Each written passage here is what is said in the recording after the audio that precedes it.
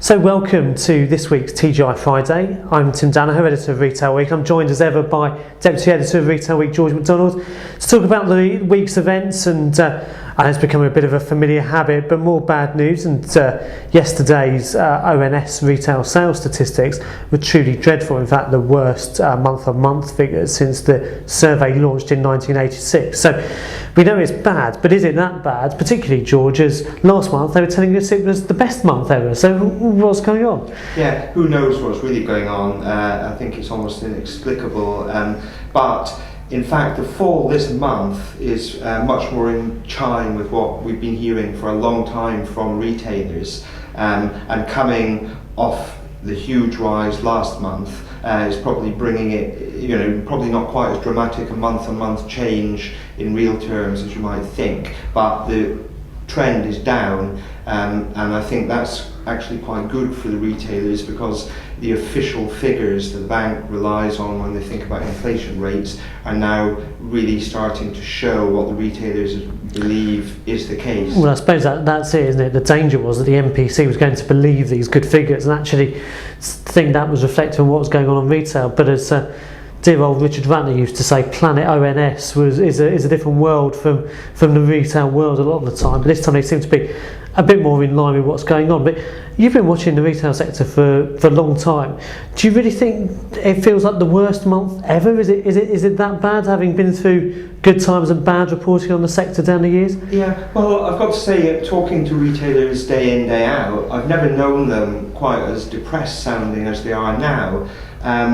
It is really bad out there. People are really hurting. Barely a day seems to go by without another administration. This week it was floors to go. Last week there was the General Trading Company. So I think it's as tough as anyone's known. There is a litany of bad news, and we keep hearing about others on the brink, don't we? I mean, it seems to be no end to this stream of retailers that are hitting hard times. So there's clearly worse to come as well, which is, I guess, the real fit. The other thing that interested me in the ONS numbers was how badly food was supposed to have performed, because we've got used to food being a much more resilient part of retailing. Yeah, I think last month food did quite well, partly because I think they had a bit of a boost from the weather then. They were selling a lot of things like summer drinks. But I suspect that the food price rises are starting to show now in these figures. Shoppers must be feeling it, because these figures are based on volume, aren't they, rather than value, so that obviously affects them too. Yeah. That was bad news, but a few glimmers of light out there, and Kingfisher's results yesterday were actually a bit better than expected. Yeah, they were, particularly at B&Q, which is what everybody worries most about there, because it's the flagship business. Admittedly, the numbers were against a quite weak comparative period last year, but I think people would not have been surprised if Kingfisher had done a lot worse.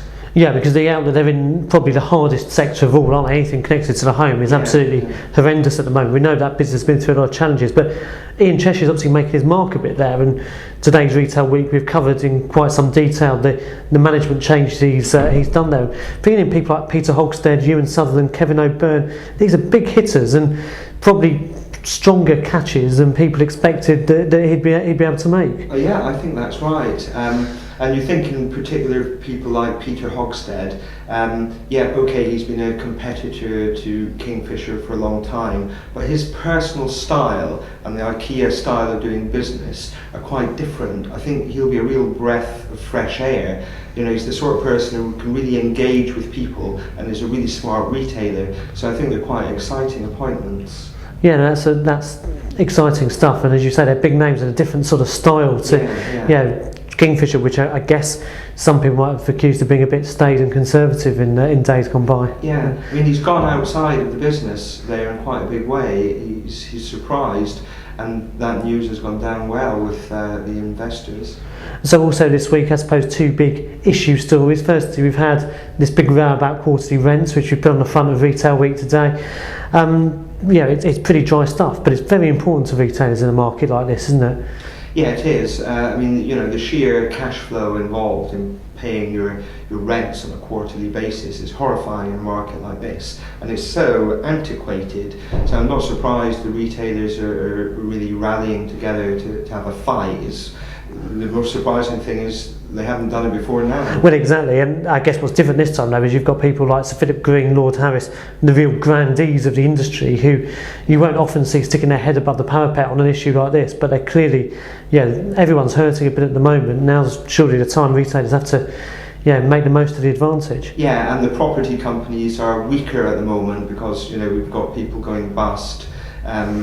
They would far rather have a store full than empty. It's as good a time as any to change the system, I suppose, isn't it, George? Well, that's our roundup of this week's events in retail, but for more today's Retail Week, you can visit our website, retail-week.com. In the meantime, have a great weekend, enjoy the sunny weather, and we'll be back at the same time next Friday.